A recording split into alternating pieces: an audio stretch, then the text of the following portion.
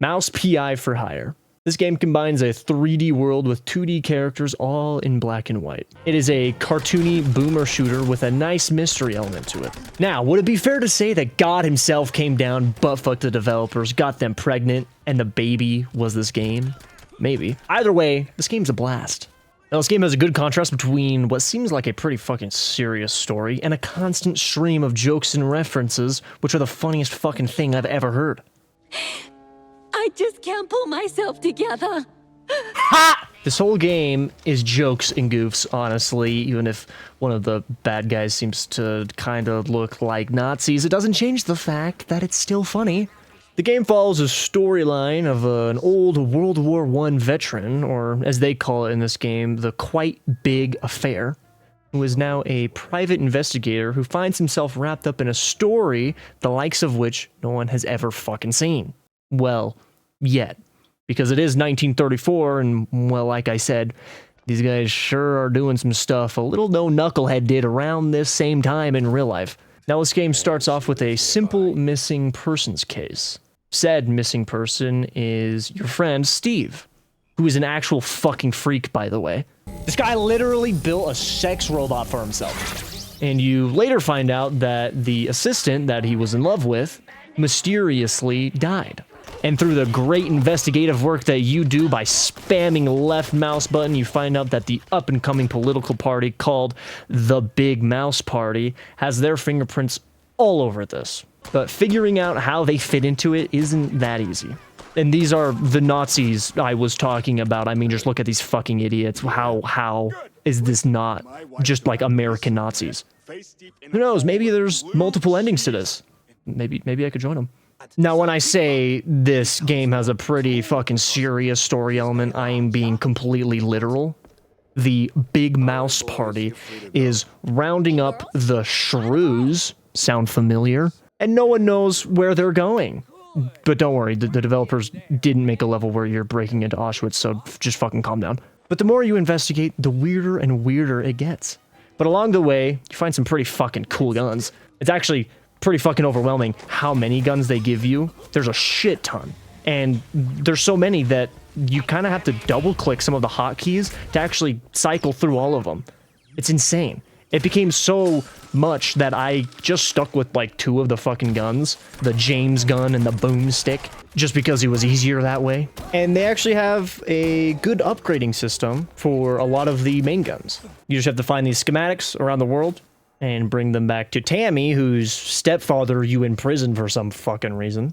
And there is this one gun that is locked in a vault thing that you can only open up by playing and winning this little baseball card game 20 times. And I'm not saying that I'm the best, but I went 20 for 20 against that fucking bitch. Nah. Now, at first, this case seems like a normal corruption type with a lot of bad actors in it.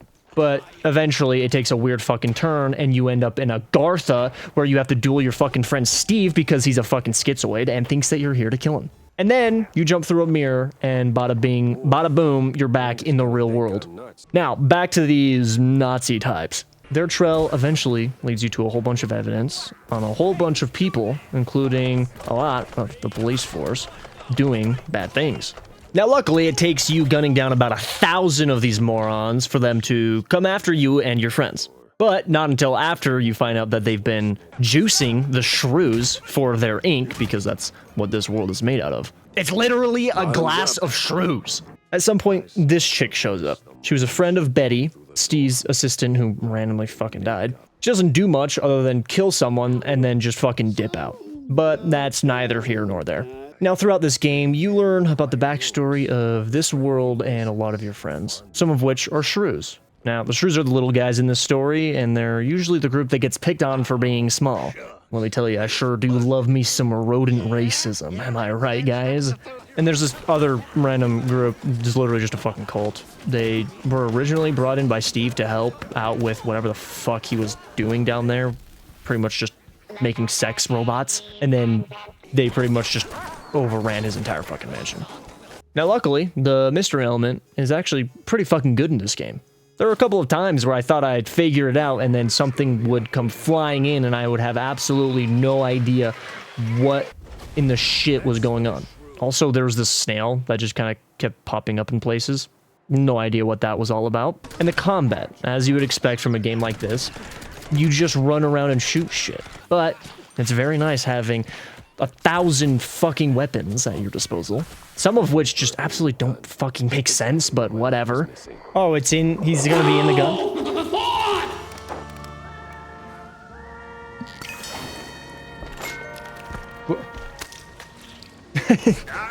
Okay.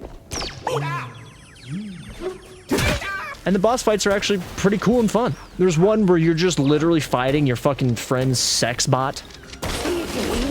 I think... I swear the Steve guy's into some freaky shit. And the other is a fucking overgrown gator with a minigun. Holy cow! But each boss fight feels different. You don't feel like it's the same shit over and over again. They all have their own attacks and mechanics that you have to figure out as you fight them. Or you could just bug them out and stand there while you watch that fucking idiot burn. Now, I highly recommend this game. Not only did it teach me about a fetish I didn't know I had. This chick's probably freaky. Hey, yo, what that bottom half do, sweetheart? But even though I'm not normally into boomer shooters like this, I can still look past that and see a good game. Unlike some people. This game felt polished. There wasn't any missing or bugged out features that I could tell. It wasn't rushed out the door. You could tell the developers actually put time into it and had fun while making it. Now, is it worth the $30 they're asking for it? For the most part, yeah. Now, you can expect around 12 to 20 hours worth of gameplay. Now, usually I like at least an hour per dollar you spend. But it sure does make up for it with all these shits and giggles. His father, when asked, admitted, sure, he ate dirt sometimes, but philosophy, cheese Louise. Wow, this is just great. Now, I think I'm going to give this one a 7.8 out of 9. All right, see ya.